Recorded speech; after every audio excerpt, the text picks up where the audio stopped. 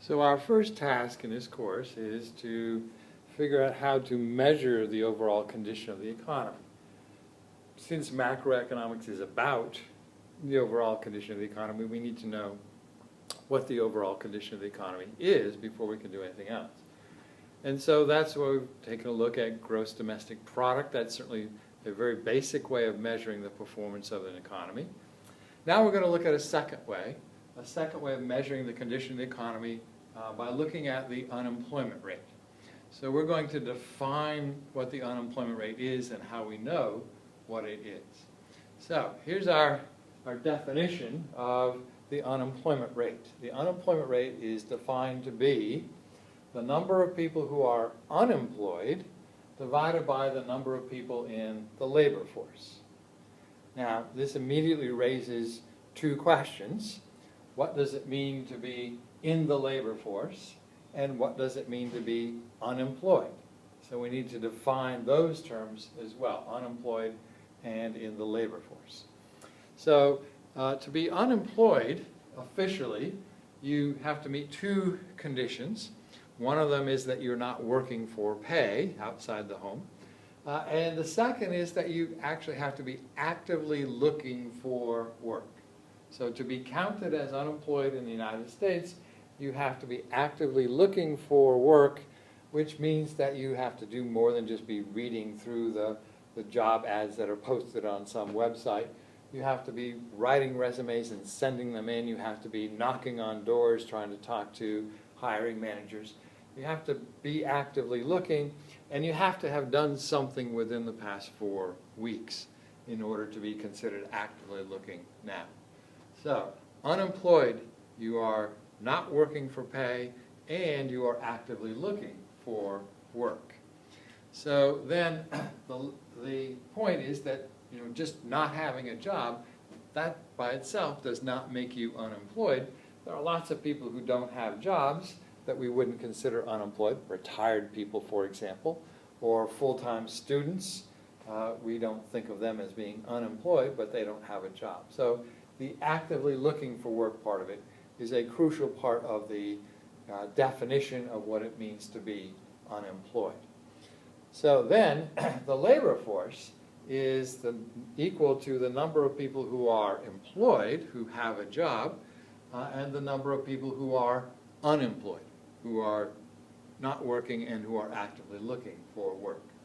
So we take the number of people who are unemployed by our official definition of unemployed, divided by the number of people who are employed plus the number of people who are unemployed, and that gives us a percentage which we interpret as our unemployment rate.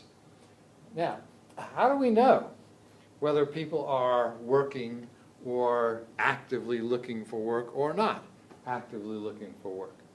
Well, the way we know is that there is a survey conducted every month by the Bureau of Labor Statistics. So this is part of the United States Government Department of Labor, and the Bureau of Labor Statistics conducts a survey of randomly selected people every month.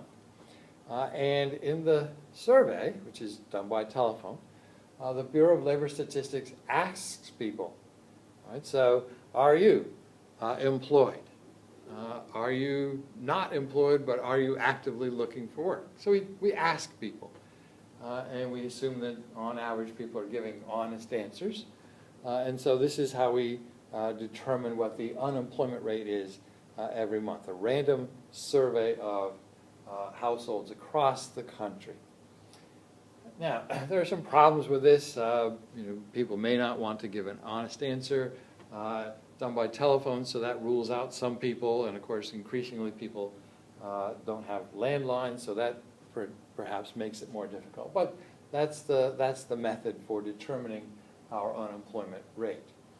Now, on top of that, we can identify several different kinds or types of unemployment. So these are kind of categories of unemployment, and there's a reason for identifying a couple of these. So one type of unemployment is called frictional unemployment.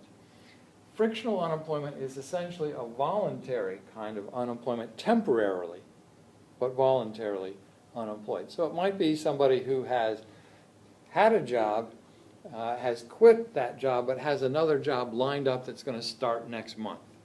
So in between quitting the job and starting the next job, that person is unemployed. But it's not a big deal. They have chosen to be unemployed. So voluntary unemployment, frictional unemployment, is not something that we are typically concerned with. A second kind of unemployment is referred to as structural unemployment. Structural unemployment is, as you can see here, a mismatch between the skills that workers have and the skills that employers are seeking. So, for example, maybe in a particular town or a particular state, employers are looking for people who have customer service skills. So they're going to open up a call center or a computer help desk or something like that. And they want people who are good answering questions, working with people.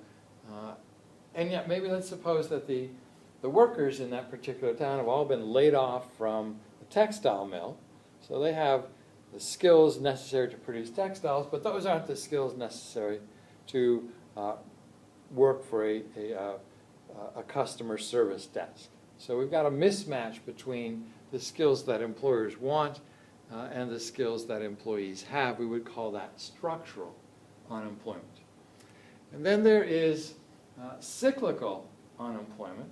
Cyclical unemployment occurs when there is a general economy-wide decline in the demand for workers because there is a general economy-wide decline in the demand for the products that workers make.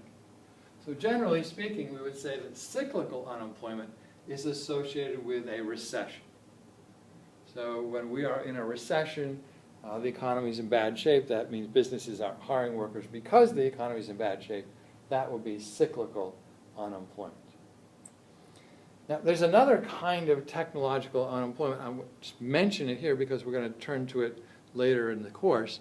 But another kind that some people identify is technological unemployment, where people have been displaced by technology, by automation, for example. A famous example that President Obama used was bank tellers who have been replaced by machines, automatic teller machines. So sometimes people are put out of work by changes in technology or automation. And we'll talk more about that when we talk about the long run later in the course. So for now, these are the types of unemployment that we're going to address. Frictional is not a big deal. We don't worry about that. It's voluntary unemployment. Structural unemployment is a big deal, but we know how to fix it. It's a mismatch between the skills that workers have, skills that employers want, so we know how to fix that. We train people in the skills that the employers want, or people move. If there's no demand for textile workers in one town, maybe they move to a different town. Or if people are unemployed, but they have skills where they could work on an oil drilling rig, maybe they move to North Dakota to work in the shale oil fields there. So we know how to fix this. So it doesn't mean it's easy to fix, but at least we know how to do that. And then cyclical unemployment, we also sort of know how to fix this one. But cyclical unemployment, essentially if it's caused by a recession, then we need to figure out how do we fix the recession, and that's what we're going to be doing in this course.